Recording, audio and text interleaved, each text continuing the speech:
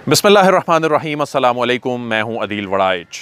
आजकल मीडिया की स्क्रीन पर कई इश्यूज़ जो हैं वो देखने को मिल रहे हैं। उनमें चाहे नवाज़ शरीफ की सेहत का मामला हो, उनका बैरून मुल्क मुंतकली का मामला हो, नैब के मामलात हों, मुल्की मुआशी सूरत हाल हो, या पाक इंडिया ताल्लुकात हों, या ज़ेरे समंदर ख़जाने निकलने की नवीद हो। इस हवाले से हमारे वज़ीर आज़म इमरान ख़ान क्या सोच रहे हैं, आज ये तमाम चीज़ें आपके सामने उनकी ज़ुबानी यानी उन्होंने क्या कहा हम आपके सामने रखेंगे। उनकी मुलाकात हुई आज हमारे इस्लामाबाद के सीनियर सहाफ़ियों के साथ। तो उस गुफ्तगू में, उस मुलाकात में हमारे बहुत अच्छे दोस्त इस्लामाबाद के एक senior political correspondent Abbas Shabbir साहब भी मौजूद थे। उनसे बात करते हैं। अब्बास शब्बीर साहब, अस्सलाम वालेकुम। समा से ताल्लुक़ है, स्पेशल कॉरेस्पोंडेंट हैं, पॉलिटिकल मामलात कवर करते हैं। आज आपकी मुलाकात हुई वज़ीर आज़म इमरान ख़ान के साथ। ये बताइए कि इमरान ख़ान साहब ने आज बहुत से इश्यूज़ पे बात की, लेकिन जो नवाज़ शरीफ की सेहत के मामले पर उनकी बैरून मुल्क जो जाने का जो मुतालबा है, उस पर उन्होंने बड़ी दिलचस्प बातें की। वो हमारे नाज़रीन के सामने रखिएगा।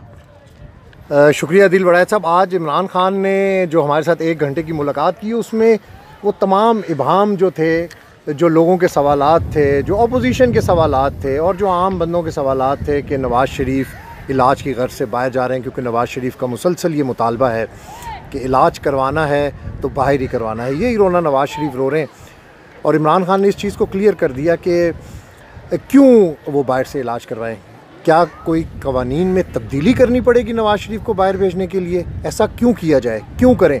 उन्होंने साथ ही ये कहा कि 1.5 लाख लोग जो हैं वो जेलों में हैं, क्या सबको बाहर भिजवा दें इलाज करवाने के लिए?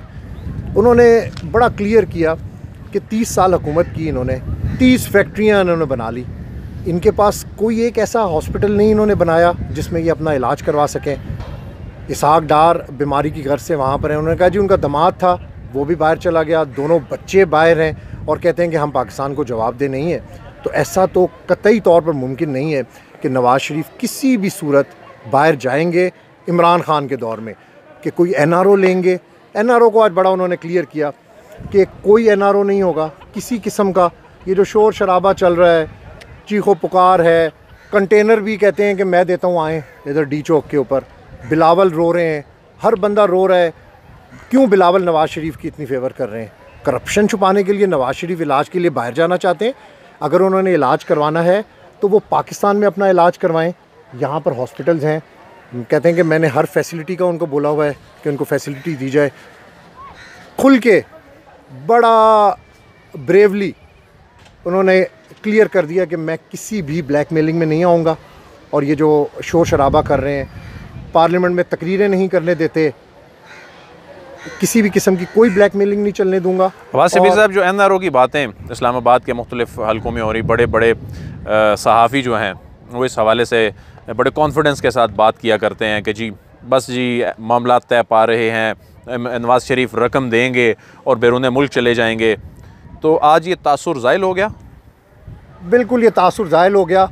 और आपको ये कॉन्फिडेंटली ये मैं बात बताना चाहता हूँ कि नवाज़ शरीफ किसी सूरत भी किसी भी डील के नतीजे में बाहर नहीं जा सकते इमरान ख़ान के होते हुए। किसी किस्म का कोई NRO नहीं होगा।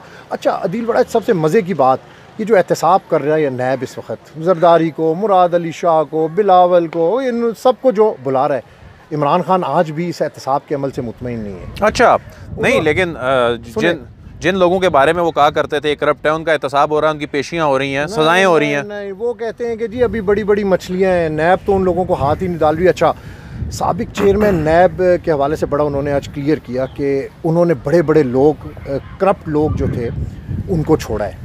और अब जो मौजूदा चेयरमैन नैब है उन पर भी इतना एतमाद का इजहार उन्होंने नहीं किया। उन्होंने कहा जी नैब मेरा बनाया हुआ नहीं है, ना ये जो केसेस हैं, ये जो जरदारी पे चल रहे हैं, अयान अली वाला, ये चौधरी निसार दौर के अंदर बने थे, मेरा इससे कोई ताल्लुक़ नहीं है। उन्होंने यानी इशारा दिया है कि नैब जो है वो छोटे लोगों को तंग ना करे। ये वर्डिंग थी उनकी, तंग ना करें, बड़े लोगों को पकड़ें, बड़ी मछलियां हैं उनको पकड़ा जाए। तो नैब की कारकर्दगी से भी वो आज मुझे मुतमईन नज़र नहीं आए। साथ साथ जो आपने NRO वाली बात की है वो भी आउटराइटली आज इमरान खान ने उसको मतलब वो उन्होंने कहा कि ये तो मुमकिन ही नहीं है उनके होते हुए, तो मुमकिन ही नहीं है। और साथ शहबाज शरीफ का भी उन्होंने बड़ा डिटेल बताया, अपने केसेस का बताया, उनके केसेस का बताया। अब्बास शबीर साहब ये बताइए कि बातें हो रही हैं पिछले कई दिनों से, ख़ास तौर पे वो जो घरों वाला और ताहयात मरात वाला पंजाब असम्बली का बिल है, उसके बाद से तो ऐसे लग रहा है जी कि आज गए वज़ीर आला पंजाब के, आज गए। क्या इस हवाले से कोई बात हुई? वज़ीर आला खैबर पख्तूनख्वा के हवाले से भी कोई बात हुई उनकी कारकर्दगी से मुतल्लिक? तो इस हवाले से जो एक तासुर है कि इमरान खान कोई मुतमईन नहीं है, तो ये सवालात भी हुए। आदिल भाई साहब, हम जब भी कैबिनेट की मीटिंग होती है तो कैबिनेट की मीटिंग के बाद हम मुख्तलिफ ज़राए से ख़बरें देखते हैं, ऑथेंटिक होती हैं, नहीं होती हैं।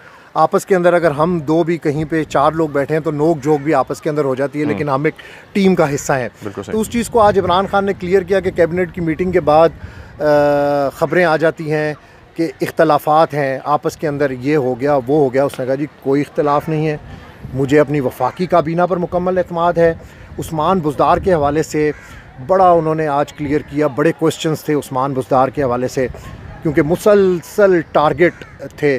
और अच्छा, ये बड़ी बात आपको मैं बता रहा हूँ कि इमरान खान के सामने वो तमाम लोग एक्सपोज हो चुके हैं जो उस्मान बुज़दार को किसी ना किसी तरीके से नुकसान पहुंचा रहे थे, उनको फेल करने के लिए अपने आप को आगे लाने के लिए कोशिश कर रहे थे। वो इमरान खान के सामने एक्सपोज हो चुके हैं। ये उनकी अपनी पार्टी के लोग, अपनी पार्टी के लोग एक्सपोज हो चुके हैं। अच्छा। बिल्कुल इमरान खान के सामने वो तमाम स्क्रीन शॉट्स, बहुत सी ऐसी चीज़ें जो हैं वो मौजूद हैं जो सानिया साहिवाल के वाक़े से लेकर अब तक मुख्तलिफ औकात में उस्मान बुज़दार के साथ होती रही हैं।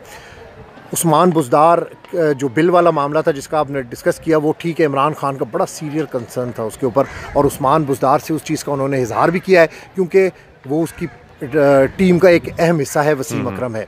तो आज उस्मान बुज़दार के हवाले से भी उसने क्लियर कर दिया कि उस्मान बुज़दार और वज़ीर आला KP के मेरे विज़न के मुताबिक हैं, मेरे विज़न के मुताबिक चल रहे हैं और चलते रहेंगे, यानी मुकम्मल वफाकी काबीना पर भी। और उसने कहा मेरा ये राइट है, अगर कोई बंदा काम नहीं करेगा, उसका काम सुस्त होगा तो मैं उससे पूछूंगा। इसका ये मतलब नहीं कि मैं उसको तब्दील कर दूं। वसीम अकरम तब्दील नहीं हो रहा इमरान खान का, नहीं हो रहा, बिल्कुल भी कोई तब्दीली नहीं है। फवाद चौधरी साहब के हवाले से हमारे जो मुख्तलिफ कंसर्न्स हैं वो भी इस चीज़ को बिल्कुल क्लियर कर रहे हैं कि डिफरेंसेस होते हैं पार्टीज़ के अंदर, कैबिनेट के अंदर। जहाँ पर एक नई हुकूमत आई हो, अनट्रेड हुकूमत है, और उन लोगों से मुकाबला है जिन्होंने इस मुल्क को लूटा है, एहतसाब जिन लोगों का अभी हो रहा है और वो लोग चीखे मार रहे हैं। तो फवाद चौधरी, तो उनके बारे में तो बहुत सी खबरें भी मीडिया पे चली और बड़े सहाफ़ी जो हैं पॉलिटिकल मामलात को कवर करते हैं, उन्होंने कहा जी बस ये गए, फवाद चौधरी साहब को हटाने का फ़ैसला कर लिया गया।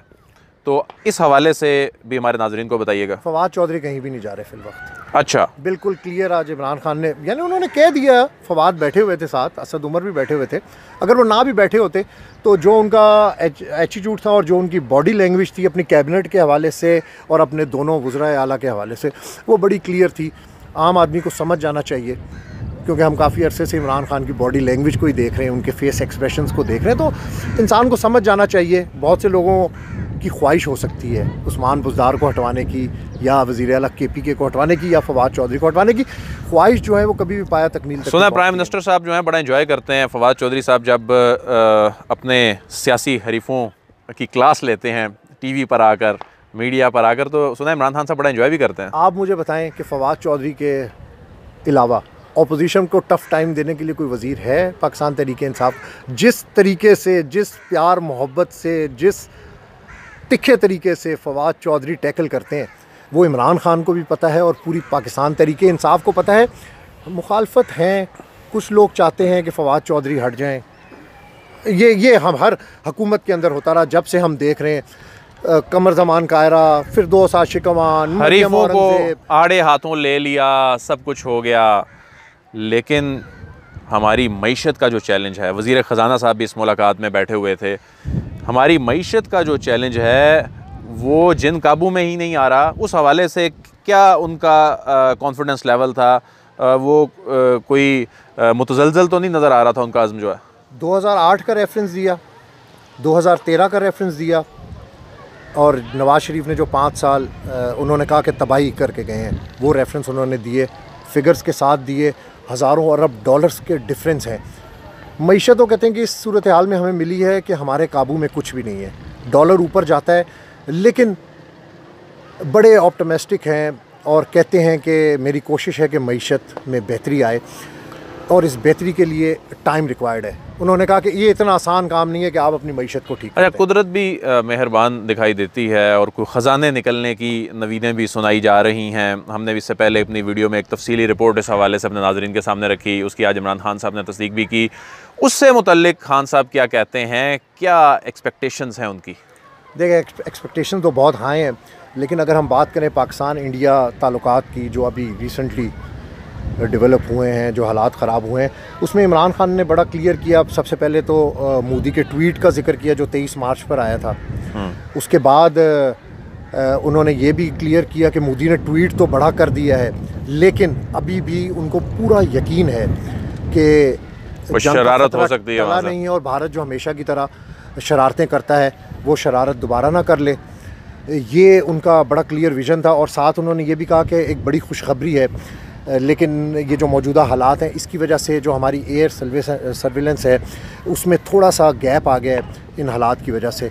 तो वो जिस तरह पानी के रास्ते जाना और हेलीकॉप्टर से चीज़ें जाना, उसमें थोड़ा सा टाइम रिक्वायर्ड है। ठीक है। लेकिन अगर वो हो गया तो पाकिस्तान उन तमाम ममालिक की फहरिस्त में आ जाएगा जो तेल प्रोड्यूस कर रहे हैं। अवाज साहब, लास्ट क्वेश्चन है, शहबाज शरीफ साहब से मुतल्लिक भी उन्होंने बड़े दिलचस्प रिमार्क्स दिए हैं, वो भी ज़रा बताइएगा। शहबाज शरीफ को तो फ्रंट मैन समझते हैं नवाज शरीफ का। अच्छा। और वो कहते हैं कि यार कंपैरिजन तो करें ही ना आप उस्मान बुज़दार से शहबाज शरीफ का। शहबाज शरीफ ने मेट्रो खसारे में कर दी, ऑरेंज ट्रेन, उसके अलावा उन्होंने कहा कि जी 4-5 कैंप ऑफिस खोले हुए थे उन्होंने। तो हेलीकॉप्टर वो नवाज शरीफ का यूज़ करते थे, 35 करोड़ रुपए उसका बिल है। जिस चीज़ को उठा के देखो तो शहबाज शरीफ ने इस तरह लगता है कि पंजाब को खा दिया है। सिर्फ सड़कें बनाई हैं उन्होंने, उसके अलावा उन्होंने एक अस्पताल तो बनाया है नहीं जिसमें नवाज शरीफ का वो इलाज करवा सके। बिल्कुल सही है। बहुत बहुत शुक्रिया। उन तमाम सवालात जो आपके जहनों में हैं, जो सहाफ़ियों के जहनों में हैं, जो मीडिया की स्क्रीनों पर नज़र आते हैं इश्यूज़ के फ़लाँ तब्दील हो रहा है, फ़लाँ जा रहा है, फ़लाँ आ रहा है, पाक इंडिया टेंशन के हवाले से क्या होगा, क्या ख़तरा टला है या नहीं, ये तमाम सवालों के जवाब वज़ीर आज़म इमरान खान ने आज उन सहाफ़ियों के सामने रखे और उन सहाफ़ियों के ज़रिए हमने वो तमाम जवाब जो हैं आपके सामने रखे कि वज़ीर आज़म इमरान खान इस वक्त क्या सोच रहे हैं। अदील वड़ाइच को इजाज़त दीजिए। अल्लाह हाफ़िज़।